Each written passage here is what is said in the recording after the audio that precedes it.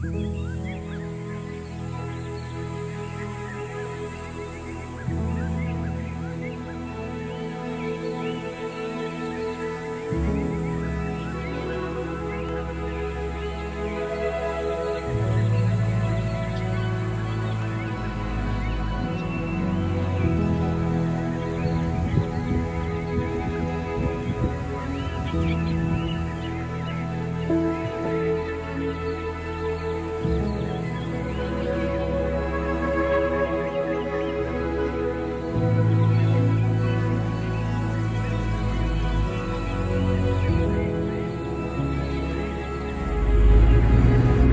morning.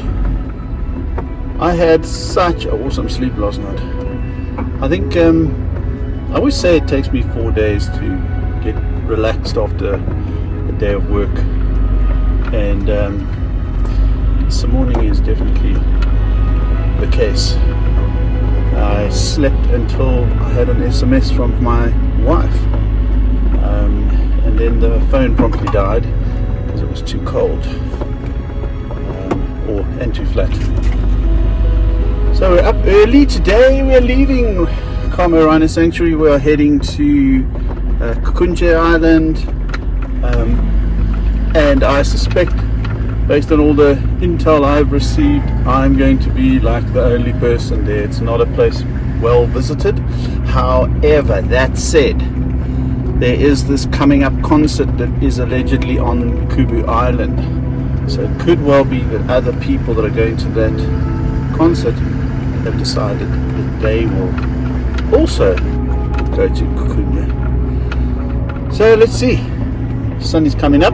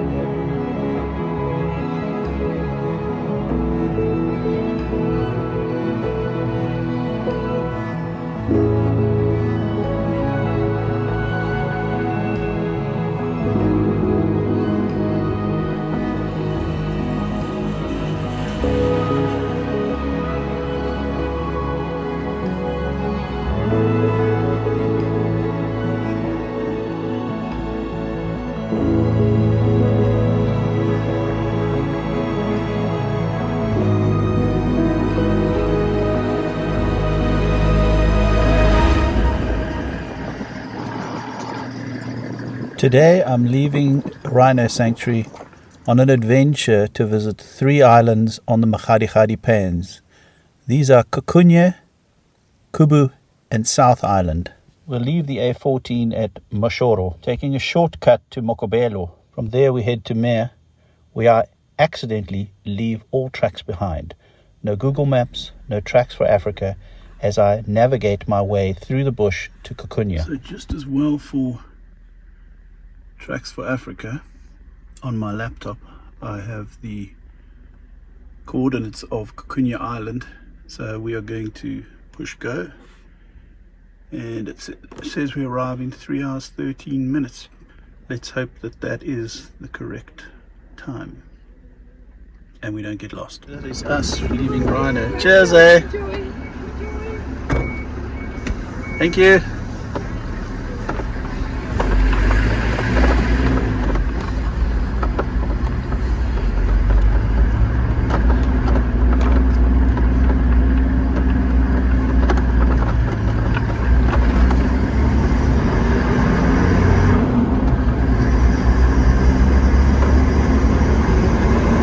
A few minutes later.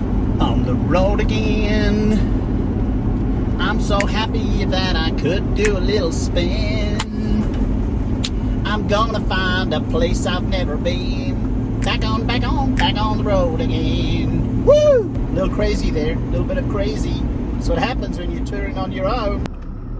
So my GPS is telling me to go off here at Mmashoro. So we're going to go off at Mmashoro. We're not going to get to Letlakane. So we hope that the full tank of fuel is sufficient for 180. How many? So I've just seen there's a hardware store here.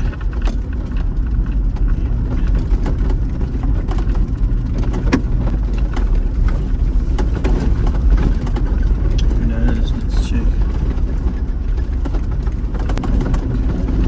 No funnel at that hardware store, and the GPS is telling me I've taken the wrong turn.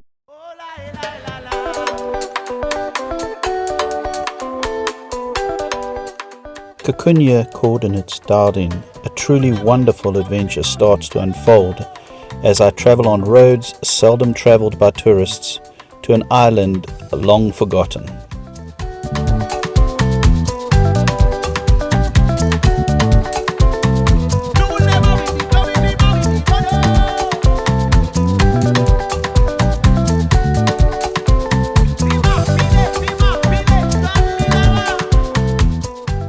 No one around. I can only see one set of car tracks on this road, and I suspect that's the Aki that I passed earlier.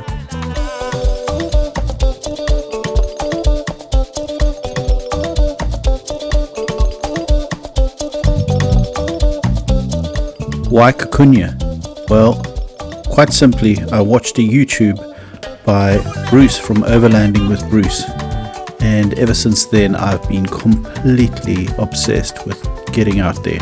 So a huge thank you to Bruce for inspiring me to take this journey on.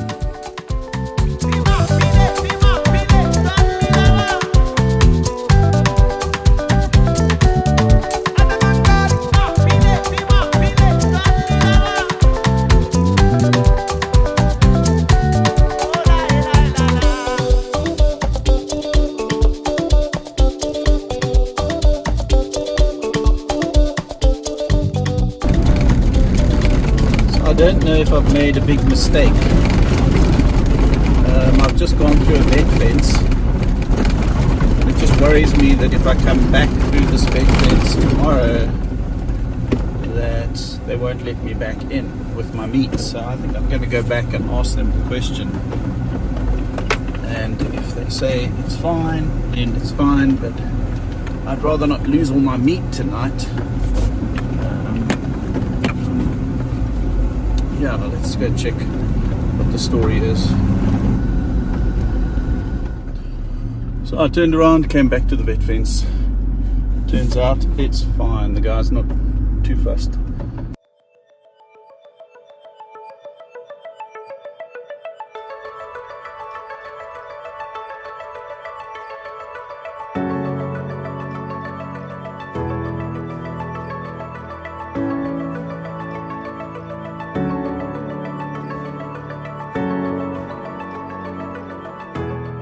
I progressed wonderfully, making good time, until I reached Mmea and the GPS asked me to turn right. Instead of going straight through the village and joining the straight road to Kukonje Island, the GPS ended up taking me on a wonderful meander through the Mmashoro River basin.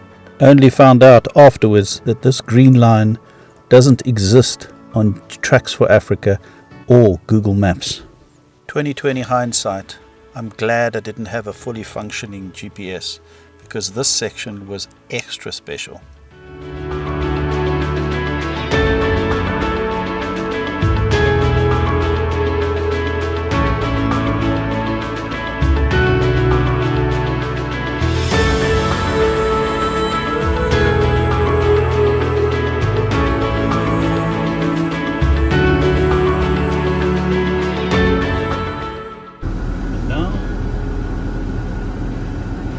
Graveyard. It's taking me to a graveyard. No, man. I have to go through the graveyard. Let's check it out. I don't know what Tracks for Africa's thinking, but I can't get through there. That's completely fenced off graveyard.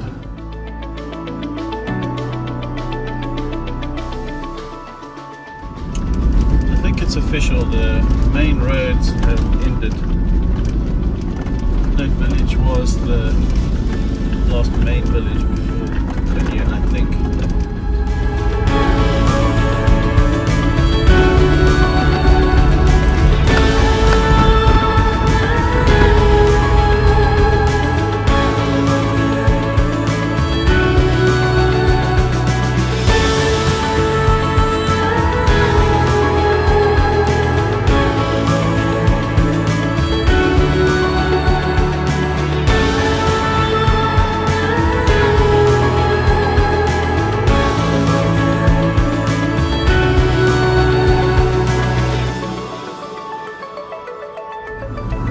Constantly driving in this beautiful grove of trees. It must be so magic when it's summer and these are all green. At the moment it's quite brown. Some of the leaves are coming through. It's springtime coming soon. I've arrived at a cattle ranch, I suspect. It even smells very cattle-like. And I've got to go through this. It appeared as if the GPS had brought me to the end of the road, straight into a cattle ranch. So yeah, very much the wrong way. I bumped into some guys, they told me no, I must go the other way. Now I've just got to see where I go. More down. They're busy directing me. There are no tracks. Thank you very much. Literally no tracks. This is so radical. I've got to go and skirt the outside of their farmland over here. They've got a whole bunch of cattle there.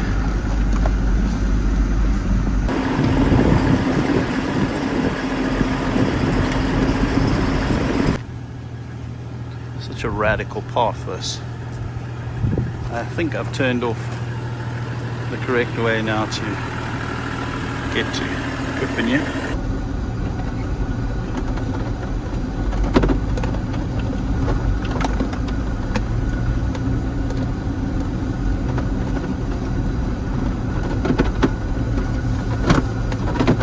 Yeah, Troopy's getting some cross-axle action. Side to side. This must be treacherous if it's wet. Whew, I thought that was the road over there. Seems well travelled, this pathway. So I'm assuming maybe there are people out there, who knows.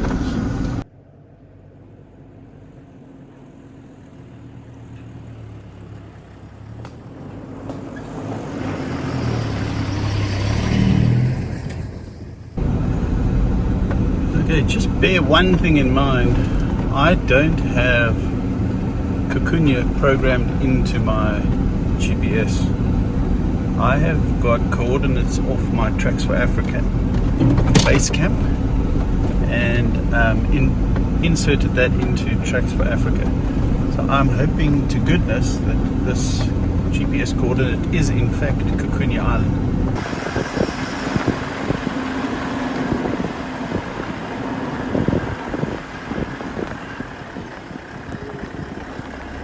Got my first glimpse of the Pans over there. It is phenomenal. I mean, the view is just, it's exhilarating. Having driven for about 2 hours through Mapani trees and forests, it's just, I'm so excited. I can almost make out what looks like an island. Never been here, so very excited to see. It's quite interesting. You see how it drops down here. The elevation changes quite radically. I watched a YouTube with Andrew St. Pierre White where he had a guest, Mike Main, on many years ago, and Mike described how the lake shores reached this part of the Pans, and the one telltale sign was the pebbles that you can find. And I've just noticed it as I'm coming down the past the washaways. You'll see they've washed all these pebbles that are clearly like the remnants of an old lakeshore. So here you can see all these pebbles, nicely rounded by the lake shores, washing them clean and round. Quite interesting. Obvious evidence of a lake shore. This white stone. So tracks. So I must turn here. This is the vet fence, open 6 a.m. to 10 p.m.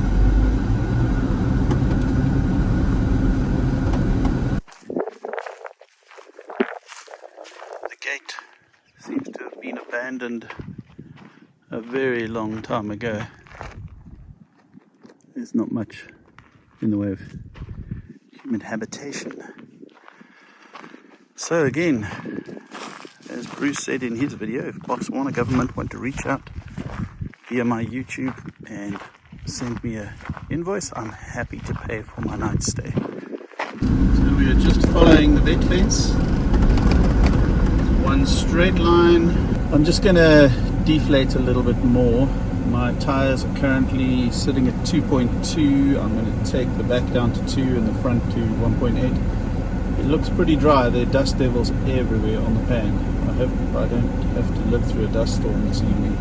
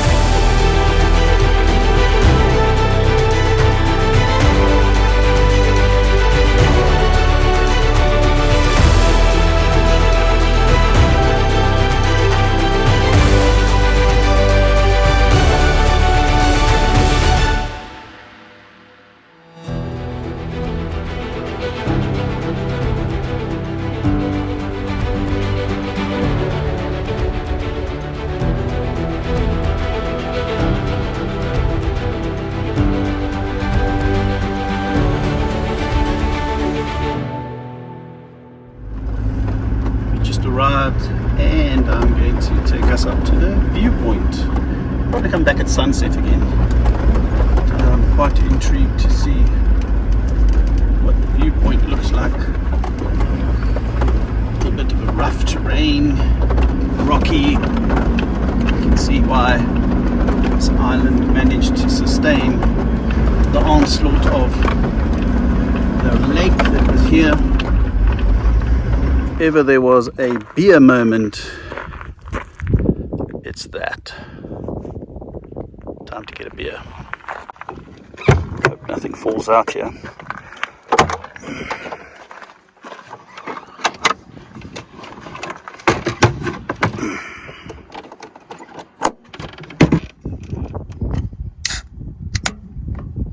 I'm surprised that didn't spray everywhere.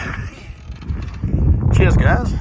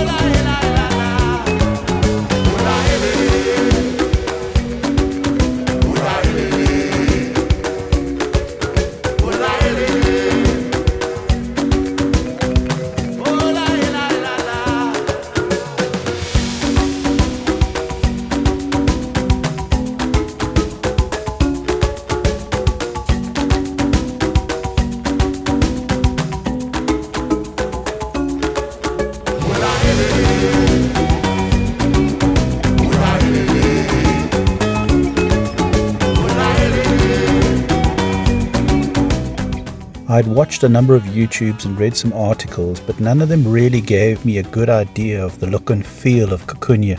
So I decided to circumnavigate the island and at the same time take a look at each one of the camps. This is campsite 1. I don't know what the other sign says.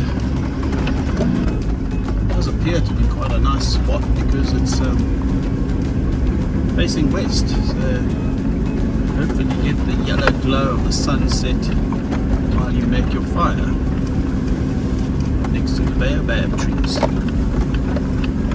So this is campsite 1 at Kukonje. There are 2 baobab trees. One's a little far away from there, the other one is on the hill here. And you overlook the pan and the sunset, I suspect. So the one sign has fallen over for sites 2 and 3, which are I think on the other side of the island with a morning sunrise view. So let's go have a check there.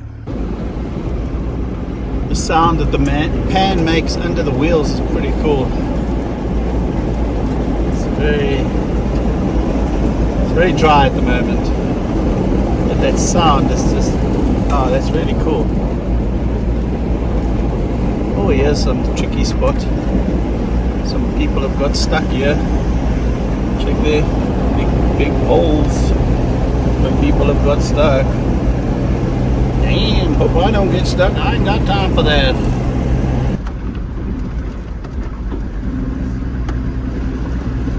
So here is campsite 2. Wow, look at this granite type. I mean, not granite. I don't know. It's completely black, like some sort of volcano.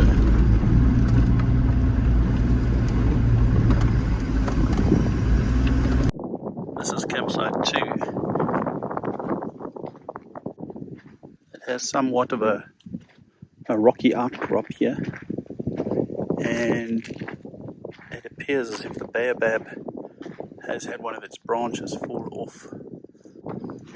But the one thing it does have, which I didn't see at the other one, was a ramshackle, which is a ramshackle now, composting toilet. So the advantage of this site, I suspect, is you'd probably get some sunrise over there across the pan, which would be pretty cool.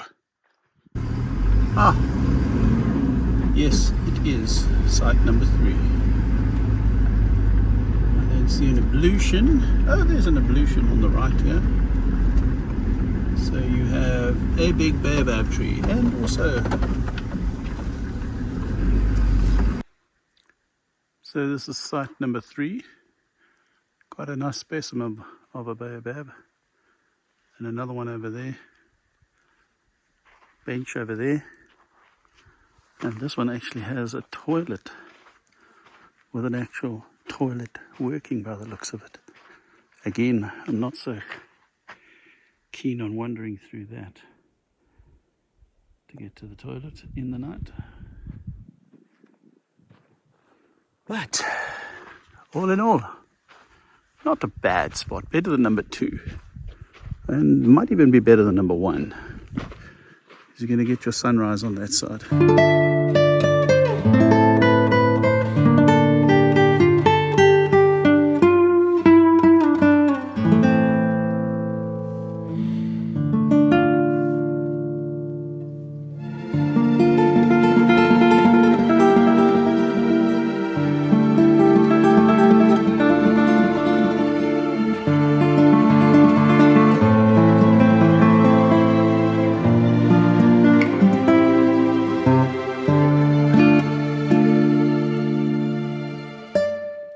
This is site 4.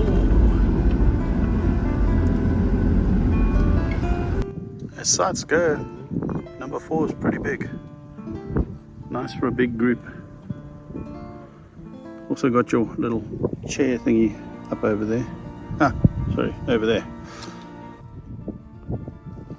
Lots of fruit underneath this baobab.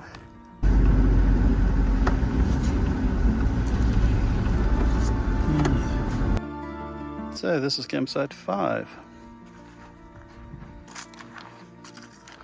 Appears as if somebody has been here.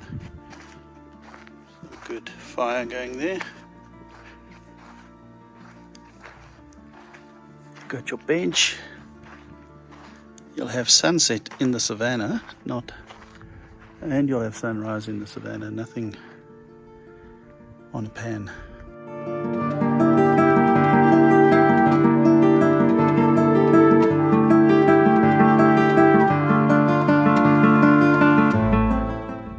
Someone knows what sort of rock this is, let me know in the comments below.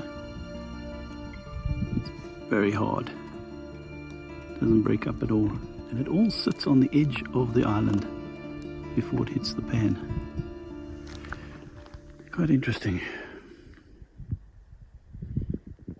So I've been umming and ahhing about which campsite to choose.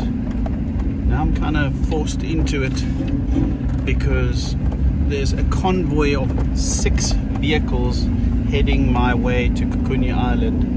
I'm not going to be alone tonight, and yeah, just got to make sure I get my spot.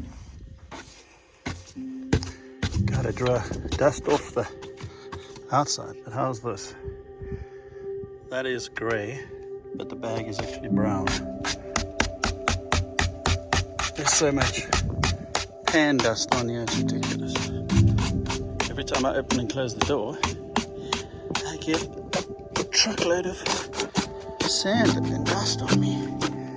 So, we clean it off so we don't have too much.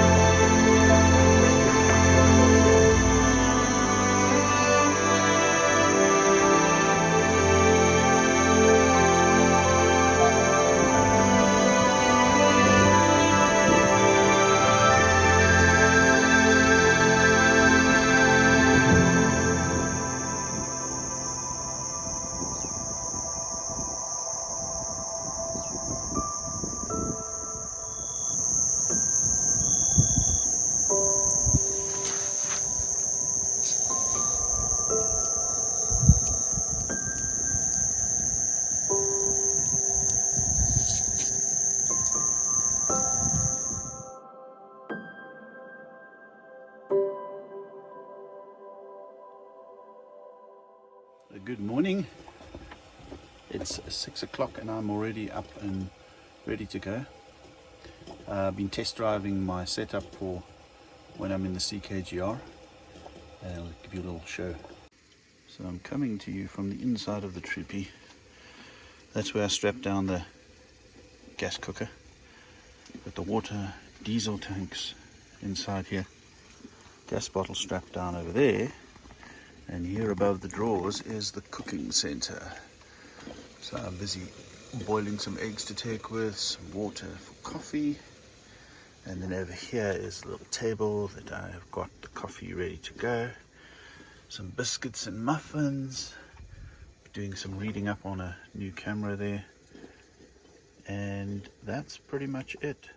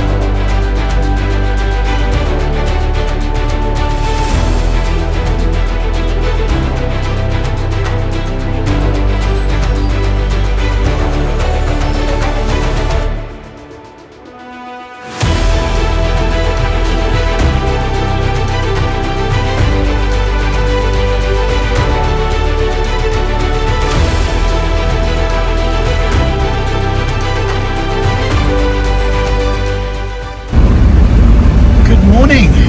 I'll wind up that window so we don't have so much noise. The wind is pumping here at Kukonje Flats, I suppose. Heading to Kubu Island today. Looks like we're going to get there super early. I've actually booked in for 2 nights, so now I'm wondering whether 2 nights is absolutely necessary. But I guess a little rest and relaxation before the long drive to Deception Valley will be welcome. And with that ends the pans. You can see I've just hit some grassland here. So I've officially left Kukonje, heading to Letlhakane, get some supplies there, and then heading to the pans. Hoping to go and see South Island. Some mates of mine have seen it recently, and so they say it's very traversable. There's a lot of, it's been very dry, so the pan is quite hard. So I've been checking out Tracks for Africa. As you know, I've got no guided route on my Garmin because I couldn't get it onto there. But I've decided I'm going to have a quick look at the Tracks for Africa map. I've got a bit of time, so I'd like to kind of skirt the shoreline instead of going back inland to the tar road and then heading to Letlhakane. I could do all my supplies in Letlhakane after Kubu because I can survive with what I've got at Kubu. So it'd be quite a nice adventure to see if I can follow the edge of the pan. For those of you who don't know, this is the Tracks for Africa map, which is brilliant. So we're looking for probably 210, 211. Kubu Island there. Okay, France down. Kukonje is there, so we're about here. So the road is taking me up, it wants to take me up to there. And I would like to take this road here and across there. So it's taking me up here and then down, where to? Europa is there. I know why I had Letlhakane in my head. Oh well. Alright, we're going to do this. And go straight to Kubu. But before we leave, I forgot about my coffee. I keep filming and I forget about my coffee. Got some eggs, muffin, biscuits.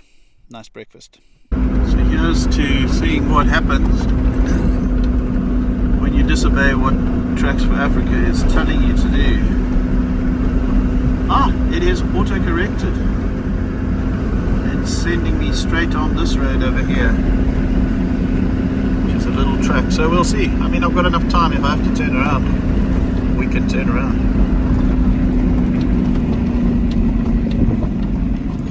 Oh, okay, we may have to turn around very soon.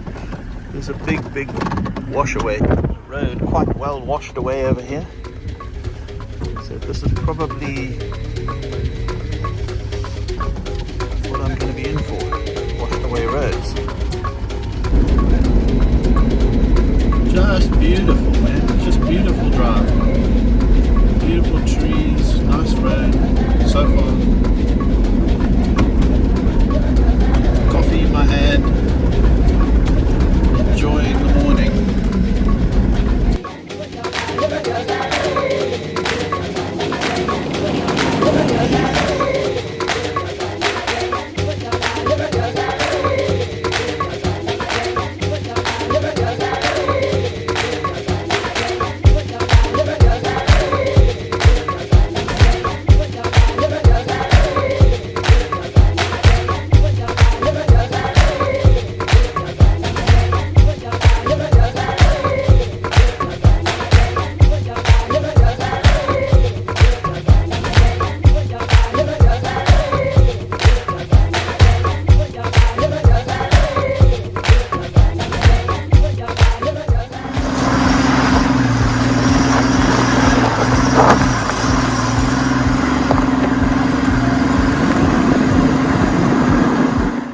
the dust settles from me braking quite vigorously, I've come across this culvert which I'll have to negotiate on my own. I don't have a spotter with me. Clearly a lot of water runs down through here when it does rain. So let's hope we don't slice our tires on some rings of steel.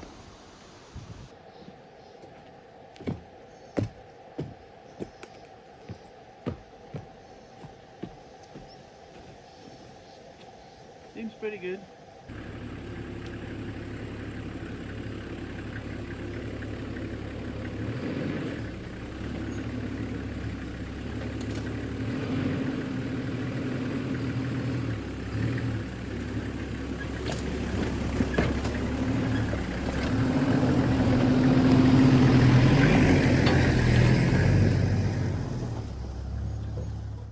So it's 25 k's to Masu. I'm thinking I'm going to go to Letlhakane regardless.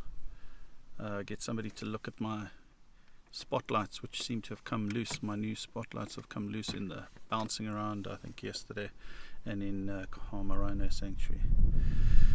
So unfortunately, time to inflate the tires. They're sitting at 1.8 at the back and 1.7 in the front. So I don't want to do any sort of speed on the tar road. Yeah, off to Letlhakane means I can also get some fuel, get the lights checked, and orientate myself in Letlhakane. It's been a long time since I've been in Letlhakane. I was there last, 13 years ago, since I was in Botswana at Letlhakane and heading to Kubu. So exciting times. My hat is on backwards, by the way, because the flippin' wind is hectic. I just hope it's not that bad on Kubu Island, because it's going to be a dust bowl if this wind persists. It's Botswana, the diamond mine.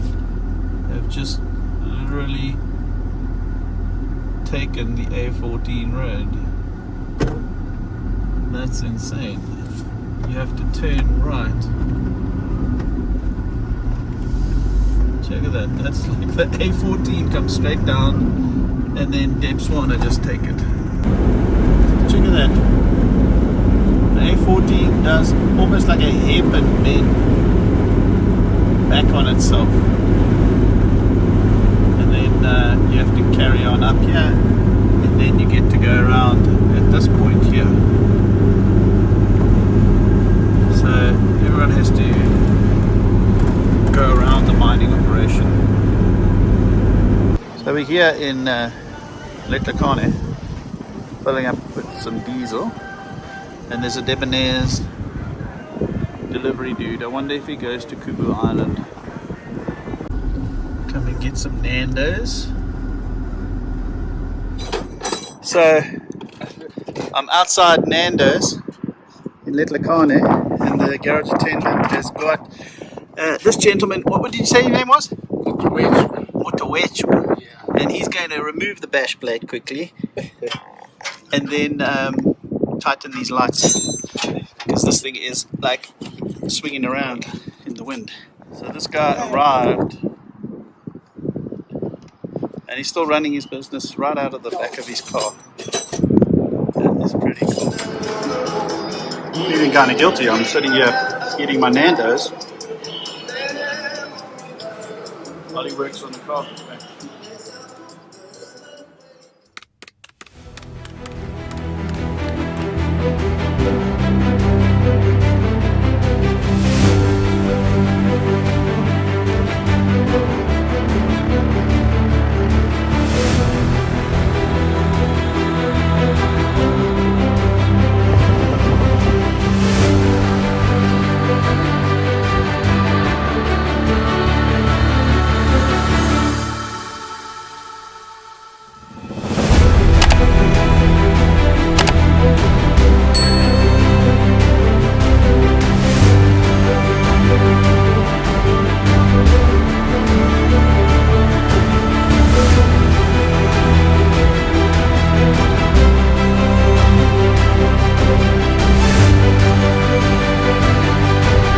So, job done.